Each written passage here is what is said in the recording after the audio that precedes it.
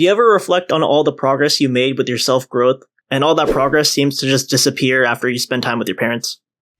Well, I want to talk about that. So I lived away from my family for 7 years, and I just recently moved back home. In those 7 years, I had the freedom and opportunity to reflect on my past behaviors, heal from my childhood trauma, and learn how to become a better person. Growing up, essentially. I was only able to do all those things because I was away from my triggers.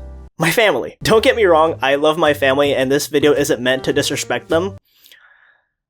But they're a lot. Being back home, I had to adjust living with my family again, but I didn't want to repeat any old habits and lifestyles that weren't working for me. But it's hard to do that because being with my family brings out old behaviors that in any other environment, I wouldn't even think of behaving. But with my family, it's just second nature. This video is meant to describe my experience moving back home while still trying to heal from my childhood trauma. But before we continue this trauma dump, let's talk about the sponsor for this video. No, buddy. I literally have 0 subscribers and this is my first video. You really think I'd have a sponsor? I wish. By all metrics besides my own, I'm essentially unemployed. So please, like the video, comment all your yapping down below, subscribe to the channel, and share this video. Please. I need the support. And now, back to the video. If you're like me, then you also have Filipino parents! And Filipino parents have a very distinct parenting style. Now, this video is going off of my own experience as a Filipino American, which doesn't reflect all Filipino experiences. That's a whole other conversation that could be its own video, so I'm just gonna leave it at that. There's so many complexities and subtopics of Filipino culture that I could analyze, but for this video, I'm focusing on the interpersonal interactions within Filipino-American families. Filipino families have a very distinct dynamic that's shared with most Filipinos and is sometimes so over the top, so much so that some people make content and careers revolving around it.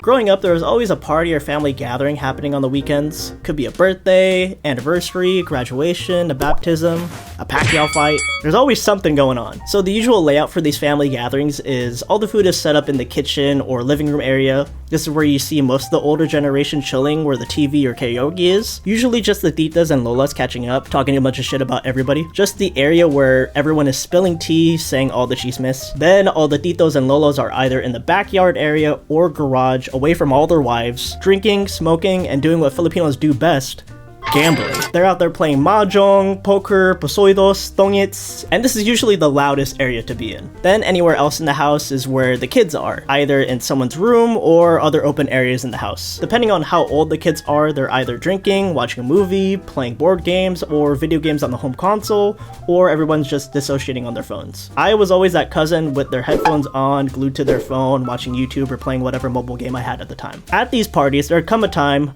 where you have to venture into the belly of the beast to get food. If you're an anxious kid like me, getting food at a Filipino party is like asking to get bullied. The moment one of your family members sees you, the whole peanut gallery of relatives start asking you a bunch of questions or make toxic comments. Your weight, your skin tone, how your hair looks, how you dress, your school performance, your choice in career, who you date. There'll be like 3 to 5 relatives asking or saying all these things all at once. It's essentially a typical Instagram or YouTube comment section, but it's just your family. It sucks cause these are like the very few times I would interact with my family members, and it feels like they don't know how to start up a conversation or talk to me in any other way that doesn't involve how I should live my life. And if they know you don't understand Tagalog, then all the shit talk will all be in Tagalog. You don't understand a single word that you're saying, but you just know it's bad. These interactions and moments can be very traumatic depending on your family's tone, and Philippine dialects in general are meant to be spoken very roughly. For example, if you're ever heard speaking Tagalog softly, you're essentially speaking the language improperly and people will make fun of you. Again, another topic that can be its own video. These moments with your families really stick with you for a long time. If you don't address it or process it well, then you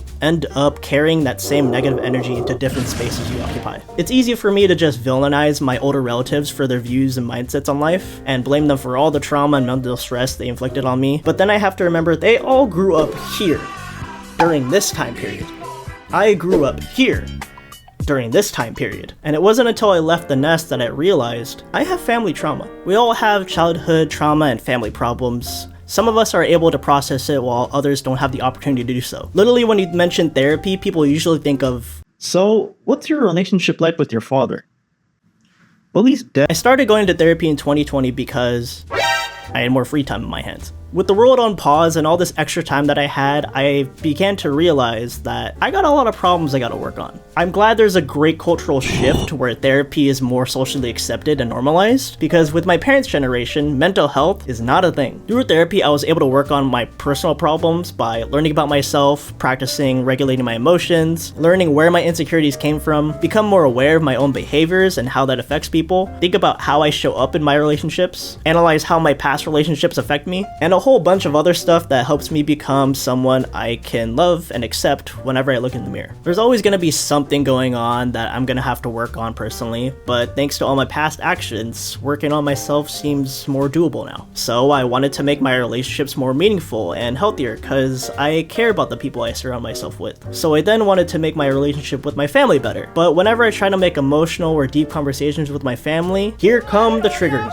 So I ended up ostracizing myself with my family as I grew older. When I left for college, I became more aware of the trauma I experienced with my family and how I mirrored my family's toxic behaviors onto other people. I felt like I was making a lot of progress on my self-growth when I started going to therapy, but whenever I visited home, all that progress seemed to just disappear. Because the way my family and I interact brings out all of my old habits and behaviors that I don't like. Like I said before, I wouldn't even think of behaving how I am with my family with anybody else, but with them, it's just second nature. It's just how my family culture has been. It's just who they are. So for the longest time, I saw my family, specifically my mom, as the personification of all my toxicity. And just how I was able to analyze my own actions and behaviors, I analyzed my parents' actions and behaviors. And over time, I realized that the quote-unquote toxic things that they would say and do are the same things I used to say and do. And I began to think, well, why is that? And then one day back in 2019, I was scrolling through Twitter when it wasn't as bad as today.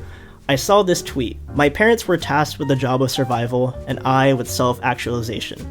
The immigrant generational gap is real.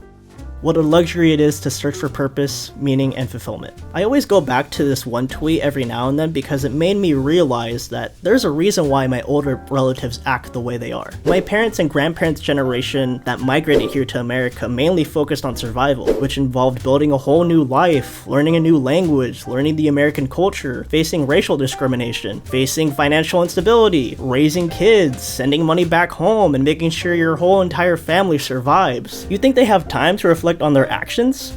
Or even attend to their mental health? That's why those traditional values are so important to my parents, because those are the things that motivated them to do all of that work. All those toxic comments my parents and my titos and titas said to me were the same things my lolas and lolos were saying to them. They're just repeating the same, quote, lessons, and thanks to them, I am in the generation where we finally get to address and start healing from our family's intergenerational trauma. And we realize that those lessons aren't lessons, it's just trauma being passed on. After I started learning more about how my parents and grandparents immigrated here, I slowly stopped seeing my mom as a personification of all my toxic traits. Instead, she's the reason I ever got the chance to heal those traits. If my parents never took that step in immigrating here to America to build a better life for my sister and I, then I wouldn't be here today making this kind of video. The traumas I'm currently processing are the same ones my parents never got the chance to. I choose to heal because it's now an option for me. It's not their fault for passing on their familial trauma onto me, but it's still their fault, you know? Like, I'm never gonna excuse someone's harmful actions because they were going through it.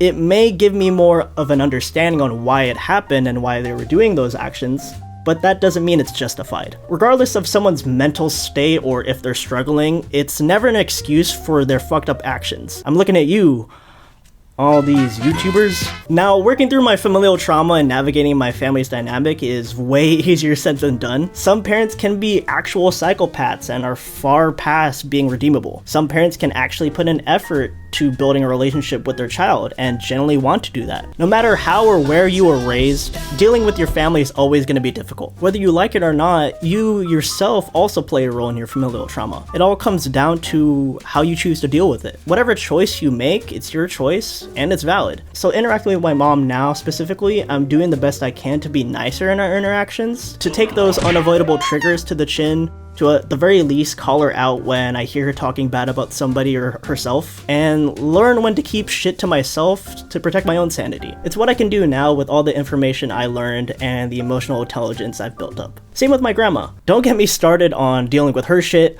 She's 93, she didn't have basic human rights in the Philippines until she was 8. If you can, I encourage y'all to learn about your family's history. It can give you insight on how you came into existence and what big life events your family has gone through. And learning that history can help you understand your parents' mindset behind their actions, which can help you reflect on how that affects you and your own personal trauma. The topic of intergenerational trauma is so vast that there's a bunch of subjects that I haven't even touched on. The point I want to make with this video is to share how I address the difficult family dynamic I face every day, and how I try to avoid totally victimizing myself and villainizing my family, because this is their first time in this life too.